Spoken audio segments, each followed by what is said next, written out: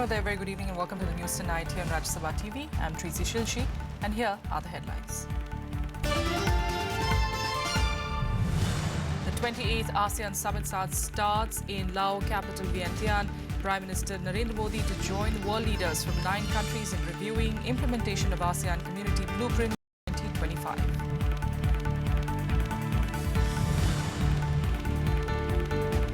Home Minister Rajnath Singh briefs the Prime Minister on the situation in Kashmir. An all-party delegation is likely to meet to discuss the findings from the visit tomorrow.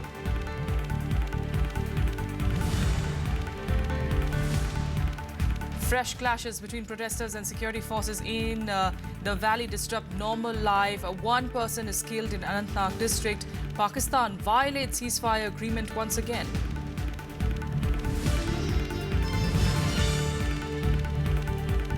Kaveri water war between Karnataka and Tamil Nadu escalates. Protests erupt in both states after the Supreme Court orders Karnataka to release 15,000 cusecs of water every day to Tamil Nadu for the next 10 days.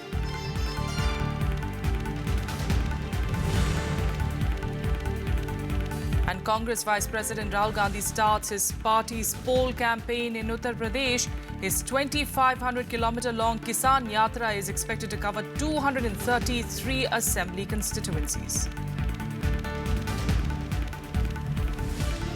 But we are starting with the latest that's coming in from Kashmir. A man was killed today in fresh clashes between protesters and security forces in Anantnag district. He was identified as Nasir Ahmed Mir and was killed when security forces tried to drive away protesters in Sir Hamdan area of South Kashmir, even as many other people, including a woman, sustained injuries.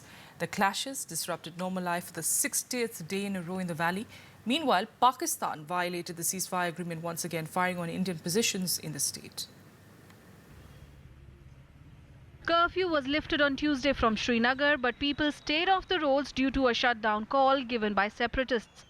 Movement remained restricted in the old Srinagar city and Pulwama district.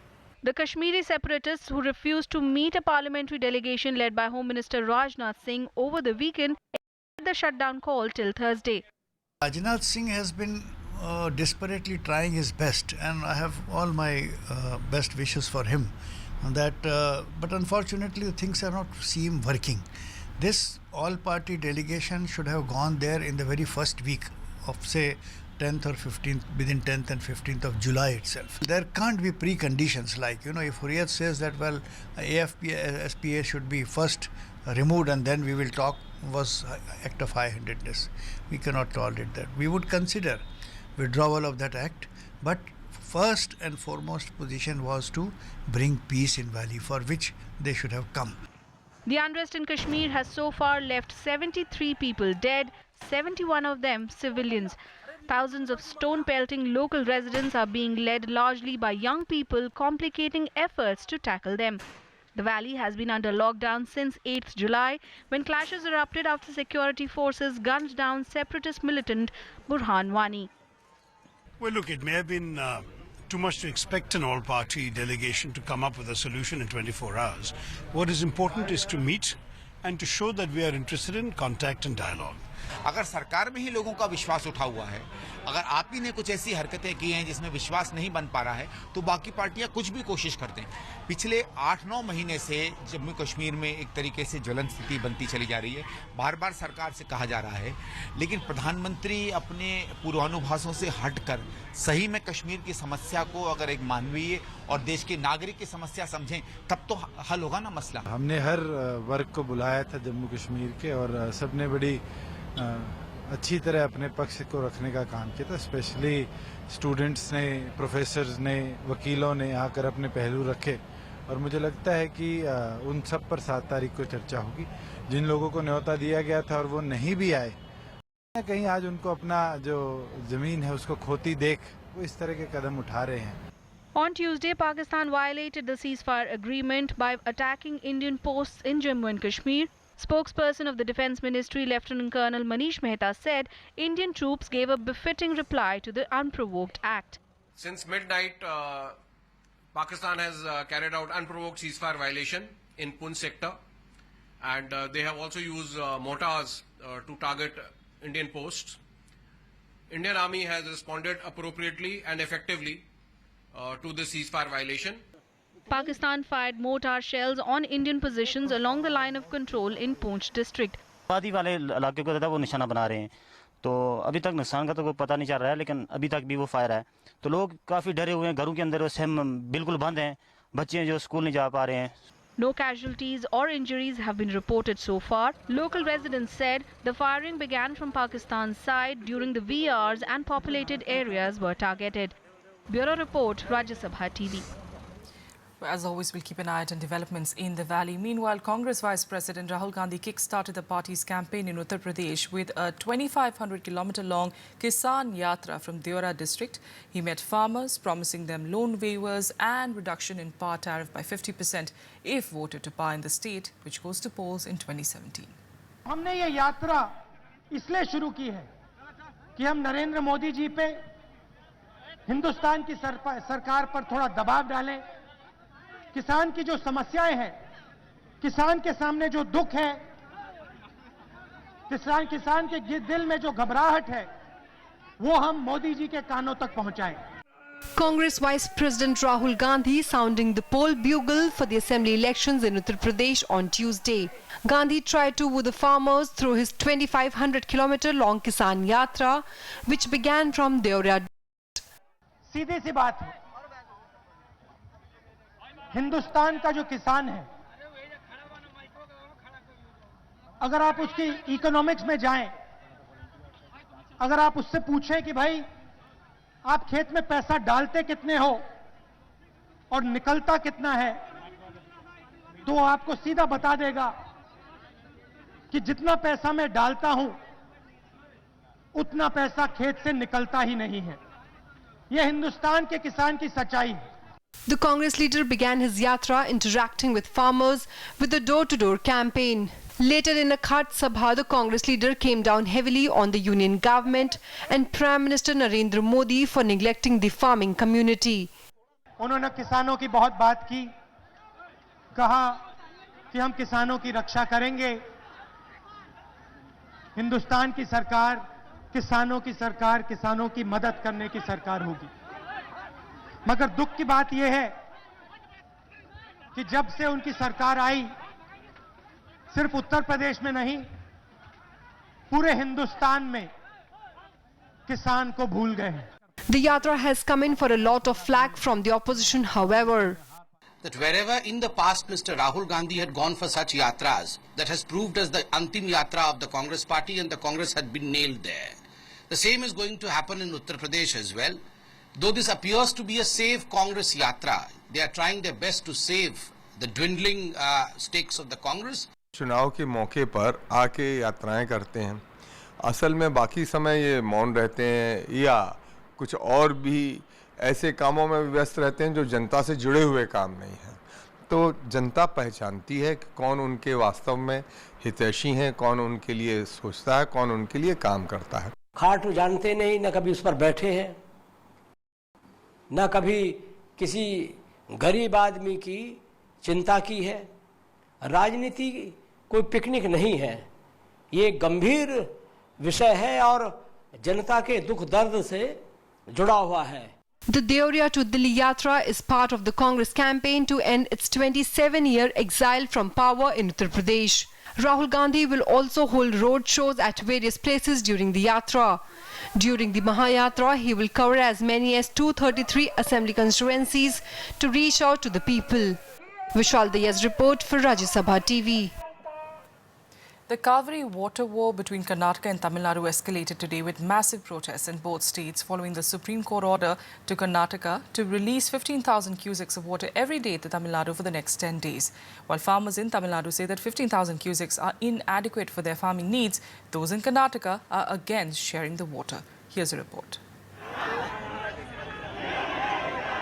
Normal life across South Karnataka was affected on Tuesday due to a bandh against the discharge of Kaveri water to Tamil Nadu as per the Supreme Court's direction.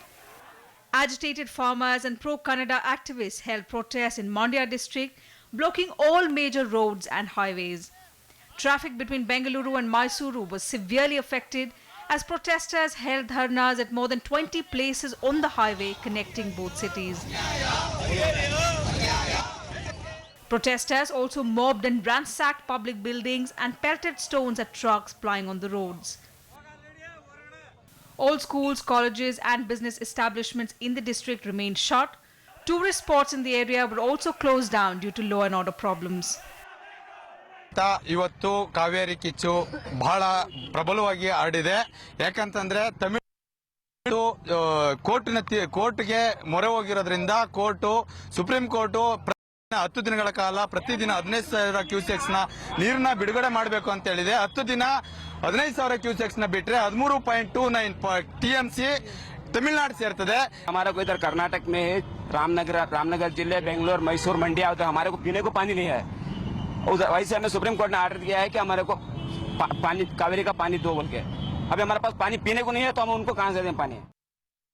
Following the intensive protests, Karnataka Chief Minister Siddaramaiah called an all-party meet to discuss the way forward following the Supreme Court's order.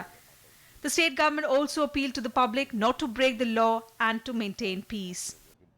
Supreme Court is the highest court in the country. We have to oblige, but at the same time we have to convince the supervisor committee. The matter is going before the supervisor committee. We have to convince that. My appeal to the public is that don't resort to agitation or anything and keep calm. And we will make all efforts to protect the interest of the farmers. Opposition parties also questioned the poor performance of the state's legal team for being unable to properly represent their case. We don't have water. For even drinking purpose, we don't have water. Forget about irrigation purpose. We will request our Chief Minister to go appeal, explain the exact position to the Supreme Court. Protests also erupted in parts of Tamil Nadu. Farmers from the Delta region took to the streets expressing unhappiness over the apex court order, claiming 15,000 cusecs of water was inadequate for their farming needs. Bus services from Tamil Nadu to Karnataka were also suspended. On Monday, the Supreme Court directed Karnataka to release 15,000 cusecs of Kaveri water per day to Tamil Nadu for the next 10 days. The court said this was being done to ensure that the samba crop in Tamil Nadu survives. The decision has been met with protests in Karnataka. Bureau Report, Rajya Sabha TV. And now some news from the northeast of India. Arunachal Pradesh Governor J.P. Rajkhowa may be sacked after his refusal to heed to the centre's advice to step down. The action against him is likely to come after the special session of the Arunachal Pradesh Assembly, which is meeting for 2 days on Wednesday and Thursday to ratify the GST Constitution Amendment Bill. Earlier in the day, while speaking to a local TV channel, the Arunachal governor had refused to step down from his post, saying that only the president can dismiss him by using provisions of Article 156 of the Constitution. Reports of Rajkhowa being asked to quit surfaced just weeks after the Congress returned to power in Arunachal Pradesh, after the Supreme Court quashed all previous decisions of the governor, holding them violative of the Constitution. In other news, the benchmark BSE Sensex climbed 249 points in early trade on Tuesday to reach an 18-month high of 29,013 points. The broader NSE index also jumped as much as 1.6% to an 18-month high. The benchmark BSE index ended up 445 points or nearly 2% up at 28,978 after hitting its highest since April 15, 2015. The NSE index closed at 133 points or nearly 2% higher as well at 8,943 after earlier hitting its highest since March 5th, 2015. Now, according to analysts, continued foreign fund inflows and persistent buying by investors aimed a firming trend overseas led to this gain. The rupee rising against the dollar has also supported trading sentiment. And here's a look at what else made news across the country in Nationwide.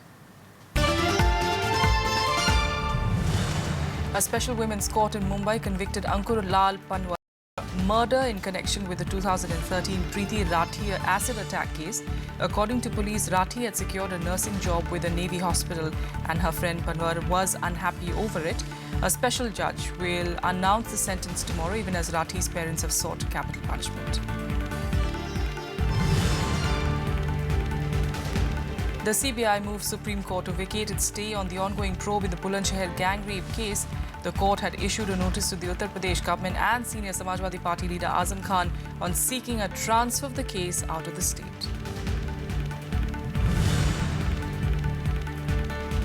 Delhi High Court on Tuesday asked JNU administration not to take any action against JNU Students' Union President Kanhaiya Kumar and 7 others till the 19th of October. This was after they approached the court against the orders of the JNU Appellate Authority.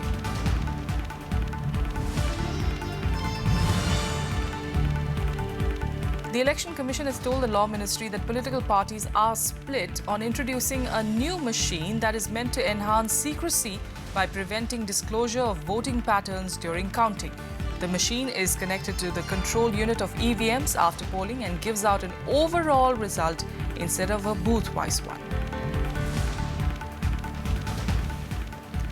With a quick break here, up next, beginning international news. Stay with us.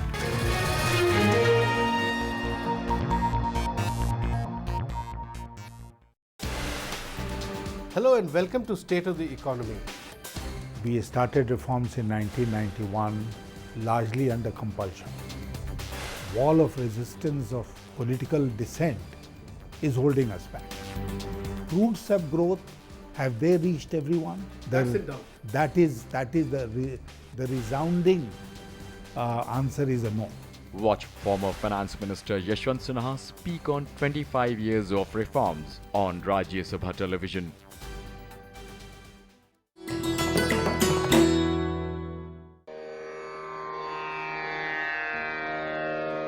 The sacred relics of Buddha were unearthed in Piprava in Uttar Pradesh.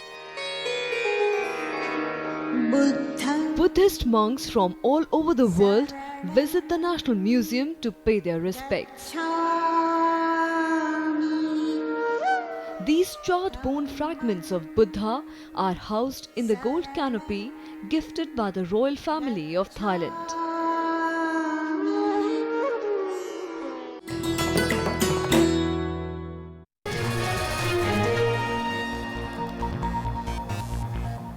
Welcome back. Let's get to international news now. And the 28th ASEAN Summit began today in Laos capital Vientiane.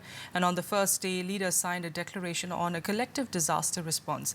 During the 3-day summit, ASEAN leaders will be meeting various heads of states, including that of India, China, Japan, Korea, Australia and the US.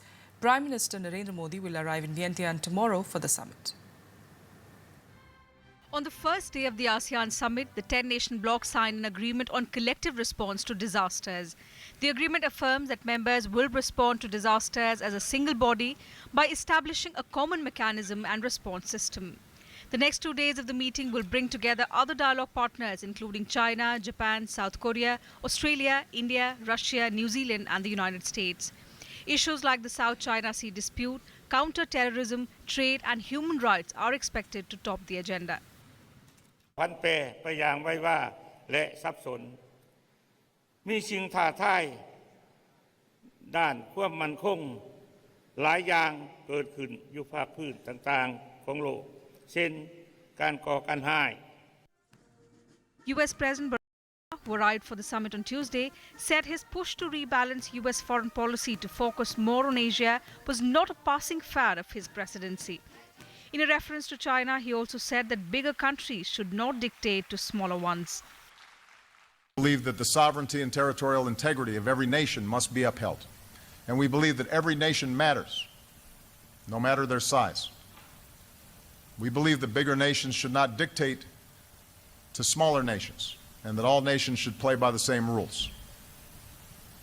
America's treaty allies must know our commitment to your defense is a solemn obligation that will never waver.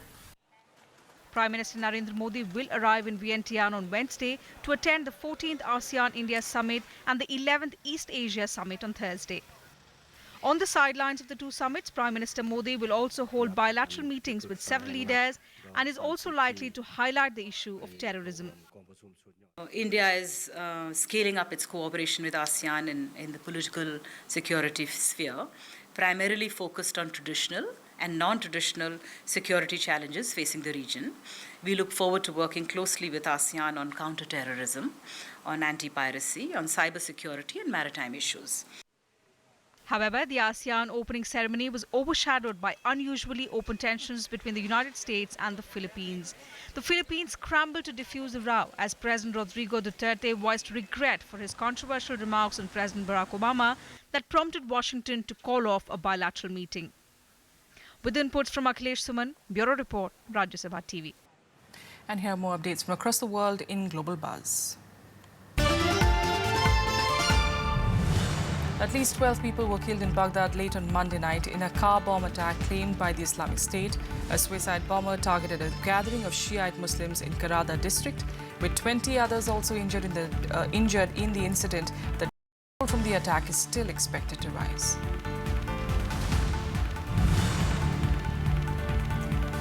Japanese Prime Minister Shinzo Abe has agreed to provide 2 large-sized patrol ships and lend up to 5 surveillance aircraft to the Philippines amid both countries locked in territorial disputes with China. Abe and Philippines President Rodrigo Duterte agreed in Vientiane to strengthen cooperation to ensure a peaceful resolution of the South China Sea dispute.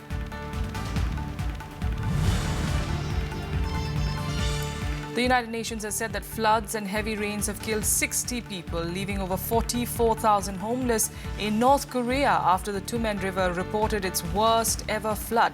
Nearly 9,000 buildings were also destroyed or damaged, with 10,000 hectares coming underwater.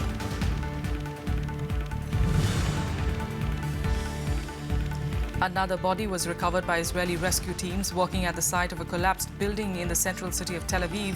This a day after a parking garage under construction collapsed, killing at least 3 people and trapping several others under the debris. The cause of the collapse is not known yet, and 4 people are still reported missing and as many as 20 people injured.